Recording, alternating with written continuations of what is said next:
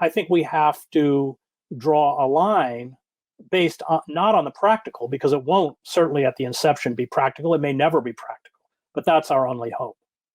And it comes for standing up for our values, standing up for what we believe in.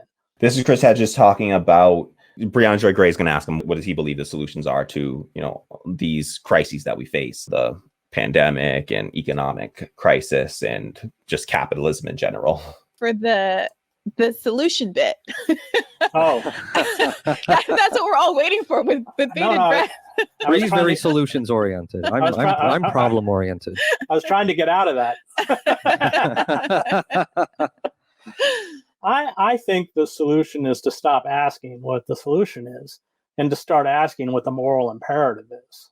Mm-hmm. For instance, to say, well, if you won't pass the minimum wage, then you have become my enemy.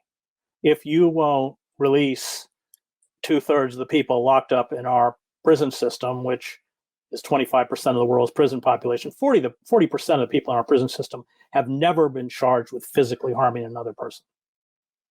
I think we have to draw a line based on, not on the practical, because it won't certainly at the inception be practical. It may never be practical, but that's our only hope. And it comes for standing up for our values, standing up for what we believe in. And I watched, for instance, throughout the world, in Eastern Europe and everywhere else, how these principled figures stood up in Palestine, in Central America. I covered the war in El Salvador, in Eastern Europe with Václav Havel.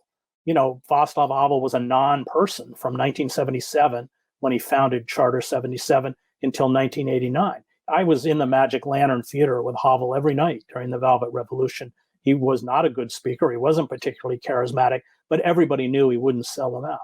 Mm. Now, when you don't sell people out, like Fred Hampton, assassinated by the FBI in Chicago, then they are frightened of you, as they were frightened of Hampton. 21 years old. They're out there. They're there. But those people who can't be bought, those people who actually hold fast to a moral imperative, they frighten the state. Following up on that, and I think this could possibly serve as our last question. Something you've written about is anomie, nihilism as consequences of our imperial decline.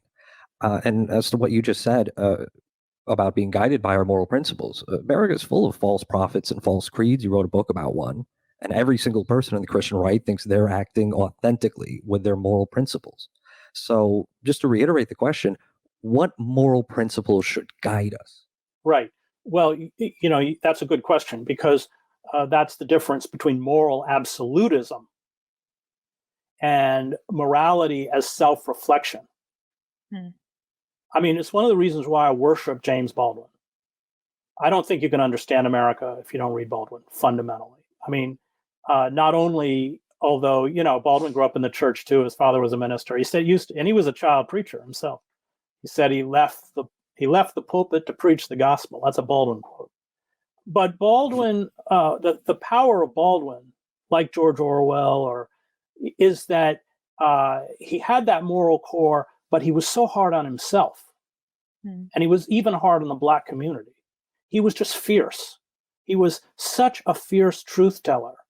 And of course, I would argue, so incredibly prophetic.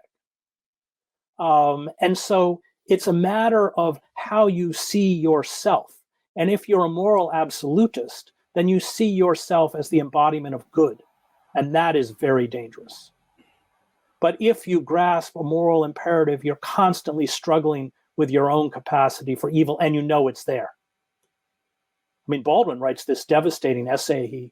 After Martin Luther King dies, he has a suit, and it's a new suit, and he announces he won't wear it anymore. And he goes, and a friend of his who was still poor in Harlem, he grew up in Harlem, writes and said, well, give me the suit. And Baldwin just castigates himself for having lost touch with his own community.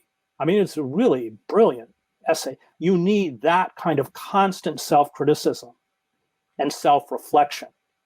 That's the moral quality that I'm talking about, not the moral absolutism of the Christian right, which is a form of totalitarianism. Chris,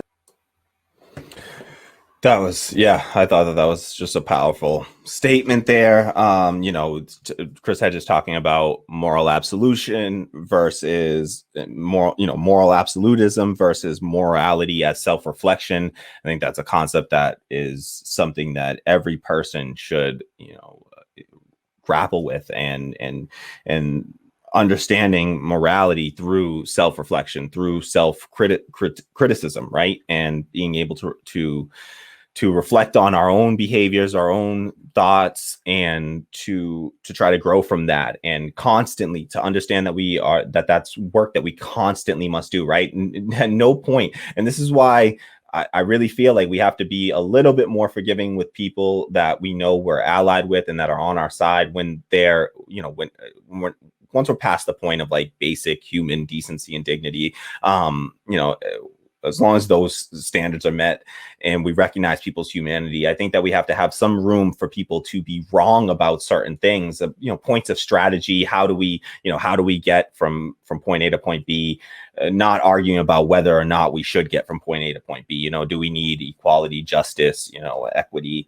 We don't need to debate about those things, but how we get there. Yeah, there's going to be some reasonable points of contention there amongst people with in good faith and well-meaning people, and we should certainly give room for that, because we're constantly we're all growing and we're all learning, and it's something that we have to recognize, that we all have this capacity for evil within us, and it's just by nature of being a human being, according to Chris Hedges. And he talked about just believing in your principles, recognizing that like your principles, you have to, that's something that you're constantly building up and working on and developing, but also not thinking about like the question, what is the solution, so much as what is the moral imperative, right? Like, it doesn't matter, what the one exact solution is. We know we need to be fighting for this stuff. Like, we know universal health care, making sure that every person has has the health care that they need, has the food that they need, has the shelter that they need, has the education that they need. These are we know there's a moral imperative to do these things. And so we must fight for that, for people to achieve that level of dignity and equity. And so that's, it's not the question can't ever be, we don't have to worry so much about, what is the one particular solution, as long as we know are we pushing in that direction? Is that what it's about? And not trying to find the perfect solution every time necessarily, but knowing that we must be pushing forward. We must be fighting for these things.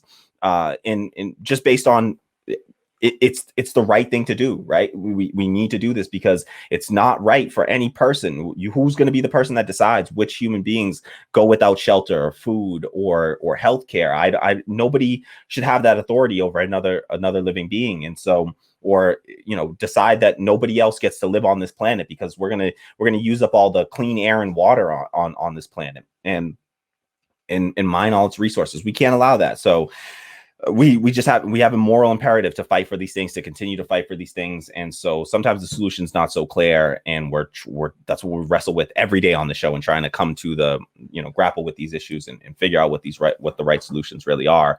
And that requires constant self-reflection and constant having ability to recognize ourselves not as some morally pure beings, but folks that are human and will err.